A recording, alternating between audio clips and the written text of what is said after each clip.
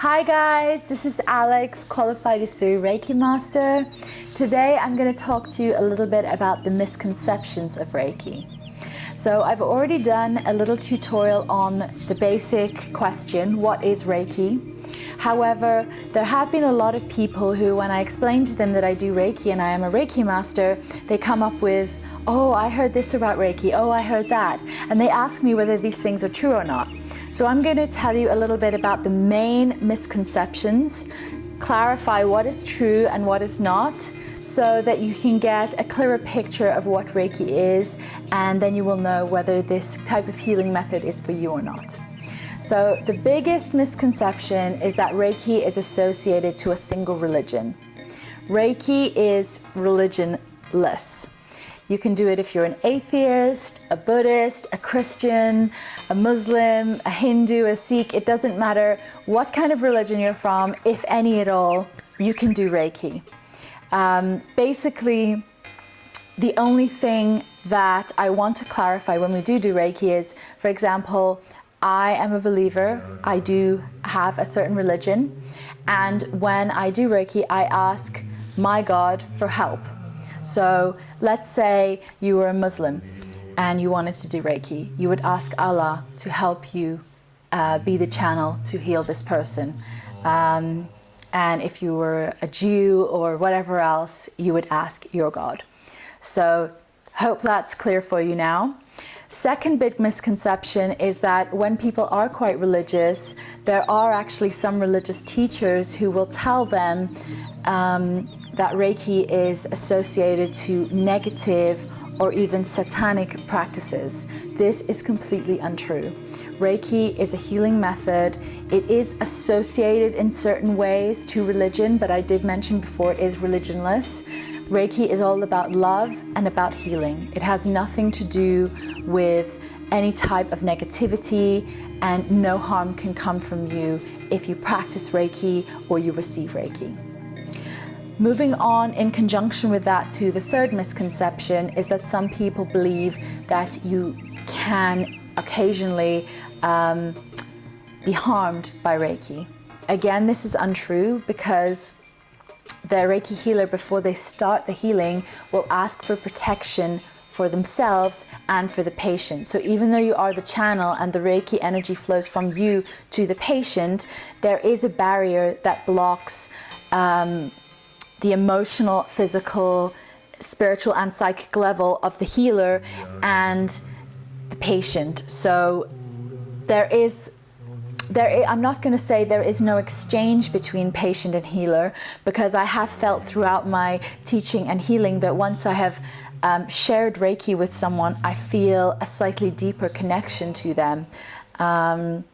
For example, I can see their aura a lot more clearly and easily. I can see the color of it. I seem to be able to connect a lot easier in the second healing after the first healing of that particular patient. But as far as negativity or emotional baggage, because the healer asked for protection for both of the people involved in the healing, then nothing negative can pass between them.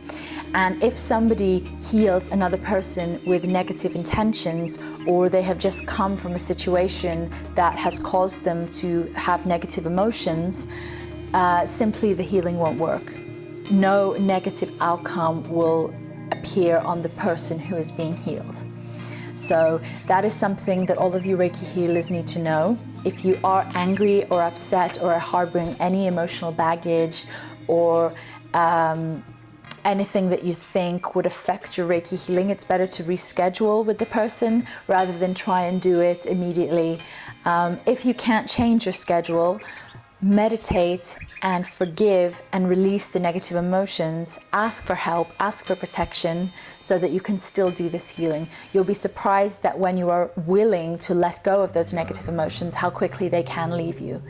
But you need to go through this process to make sure that you are clean and an open channel. As I mentioned when I explained what Reiki is, you need to be an open channel with no blockage or baggage, so that healing energy can go straight through you and into the patient. Other misconceptions, let's see. For example, I did mention on one of my other vlogs about the symbols needing to be sacred. If you want to hear that explanation in more detail, please check out The Business of Reiki.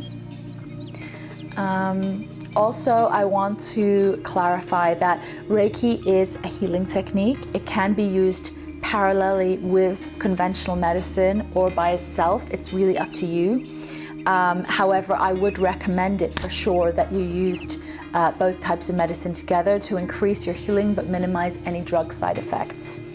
The last misconception I want to talk about is that Reiki can cure you within one session, and that's all you need.